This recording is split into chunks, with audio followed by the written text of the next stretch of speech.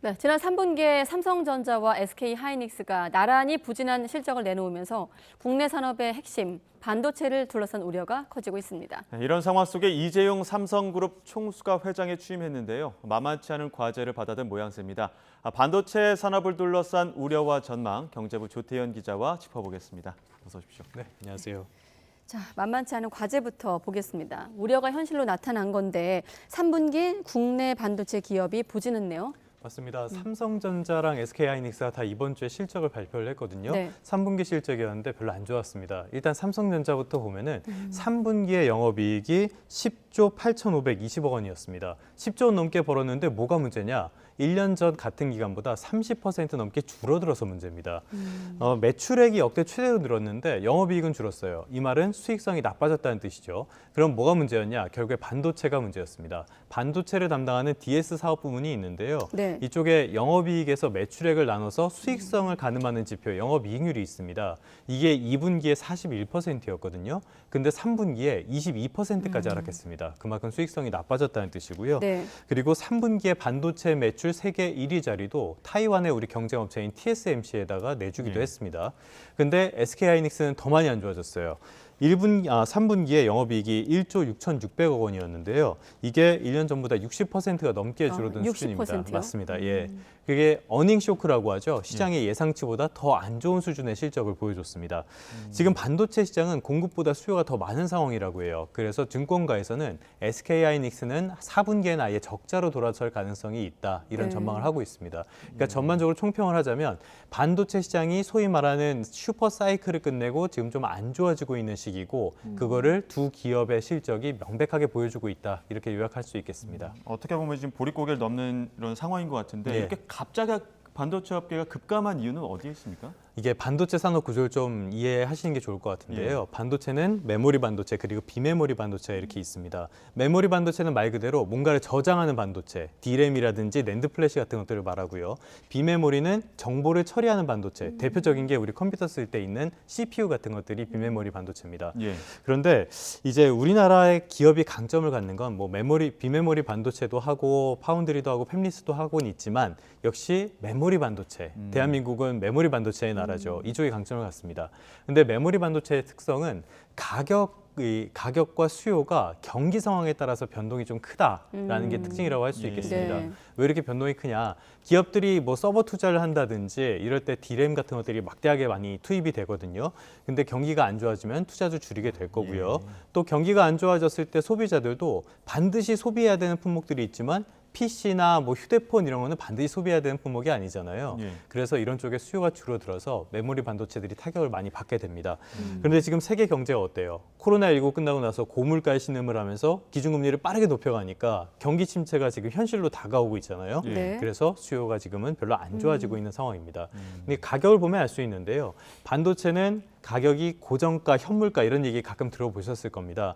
현물가는 우리가 시장에 가서 사는 가격을 말합니다. 소매 가격 정도를 말하고요. 고정 가격은 기업끼리 거래할 때 쓰는 가격을 말합니다.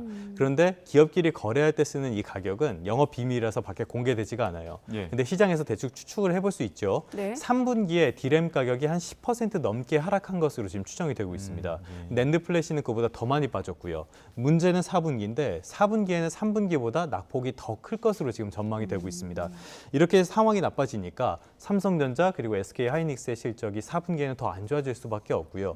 그러면 이들만의 문제냐? 반도체랑 연관된 뭐 장비 기업, 소재 기업들 이런 기업들에도 타격이 불가피한 상황이라고 볼 수 있겠습니다. 네, 그러니까 한마디로 경기 침체가 현실화되면서 반도체 수요도 감소 추세에 예. 있다. 그렇다 보니 4분기도 적자 가능성이다라고 맞습니다. 요약이 되는데, 자 이렇게 실적이 부진한 건 삼성전자도 그렇고 SK하이닉스 다 마찬가지인데 아까 지금 자막에 잠깐 소개가 됐습니다만 대응 방안은 차이가 있네요. 예, 조금 전에 우리끼리도 잠깐 얘기를 했지만요. 어떻게 보면은 삼성전자는 정면 돌파 그리고 SK하이닉스는 삼성전자 전면 돌파, SK하이닉스는 약간 축소하는 이런 네. 측면이 있다고 보면 될 것 같습니다. 예. 대기업들은 실적 발표를 한 다음에 기업의 내용을 투자자들한테 설명을 하는 컨퍼런스 콜이라는 걸 합니다. 네. 전화로 설명을 하는데 여기서 보면은 SK하이닉스가 내년도 투자를 올해보다 한 50%가량 줄이겠다. 그래서 2008년, 2009년 글로벌 금융위기 때 수준까지 많이 줄이겠다고 설명을 했습니다. 그러니까 그 수익성이 좀 낮은 제품 같은 것들의 생산을 줄여서 지금 상황을 극복하겠다라고 설명을 한 건데요. 네. 사실 이건 SK하이닉스뿐만이 아니라 뭐 미국의 마이크론이나 타이완의 TSMC 같은 것도 마찬가지로 이런 감산이나 투자 축소를 발표를 한 상태입니다. 그런데 삼성전자는 좀 달라요. 삼성전자도 컨퍼런스 콜을 했는데 네. 인위적인 감산을 하지 않겠다고 못을 박았습니다. 그러니까 지금 상황이 안 좋지만 중장기적으로는 수요가 다시 회복될 가능성이 있기 때문에 지금의 투자를 계속 유지를 하겠다라고 설명을 했습니다. 이거는 삼성이 시장에서 가진 경쟁력과도 좀 연관이 있는데요. 메모리 반도체라는 거는 비메모리 반도체는 기본적으로 설계 능력이 중요하지만 네. 메모리 반도체는 원가 경쟁력이 가장 중요합니다. 그래서 뭐 몇 나노니 이런 얘기 아니면 수율이 어떻게 되니 이런 이야기들 많이 들어보셨을 텐데요. 이게 다 원가랑 연관이 된 문제입니다. 예. 우리가 반도체 이렇게 보면은 지금 자료화면도 나오고 있지만 저기 둥그런 거 있죠. 네. 저 둥그런 게 웨이퍼인데 여기에서 얼마나 많은 반도체를 생산할 수 있냐가 가장 중요한 문제입니다. 예. 여기에서 가장 강력한 경쟁력을 갖춘 게 삼성전자고요. 예. 시장 지배력도 갖고 있습니다. 그러니까 삼성전자가 이렇게 투자를 계속 이어간다는 건 우린 이렇게 갈 건데 너네들 따라올 테면 따라와봐. 이런 의사를 밝힌 거나 다름없고요. 예. 사실 삼성전자가 지금까지 소위 말하는 반도체 치킨 게임 때 항상 보여왔던 경쟁 그 수법이기도 합니다. 예. 수단이기도 합니다. 수법이라기보단. 예. 그러한 수단들이 또 어떻게 발현이 될지도 또 궁금하긴 한데 삼성의 또 다른 변화가 있지 않습니까? 맞습니다. 이재용 회장의 취임 어떻게 보고 계십니까? 사실 계속해서 지금까지 삼성그룹의 총수로서 역할은 해왔었죠. 부회장에서 이제 삼성전자에 입사한 지 31년 만에 회장으로 취임을 하게 됐습니다. 1991년에 입사를 했으니까요. 그리고 찾아보니까 부회장으로 승진을 한 게 지난 2012년이더라고요. 예. 그래서 한 단계 더 올라가는데 10년이 걸렸습니다. 10년 걸렸네요. 맞습니다. 그런데 이제 뭐 말씀드렸다시피 그 이제 돌아가신 이건희 전 회장께서 쓰러진 이후부터는 항상 계속 그룹을 이끌어 오기도 했었고요. 네. 근데 이제는 공식적인 회장이 됐다고 볼 수 있겠습니다. 그런데 첫 번째 행선지가 좀 눈길을 끌었어요. 어떤 뭐 사업장을 찾거나 이러는 게 아니라 지금 삼성물산과 제일모직의 그 부당합병 사건 이것과 관련해서 서울중앙지검에서 열린 공판에 출석을 했습니다.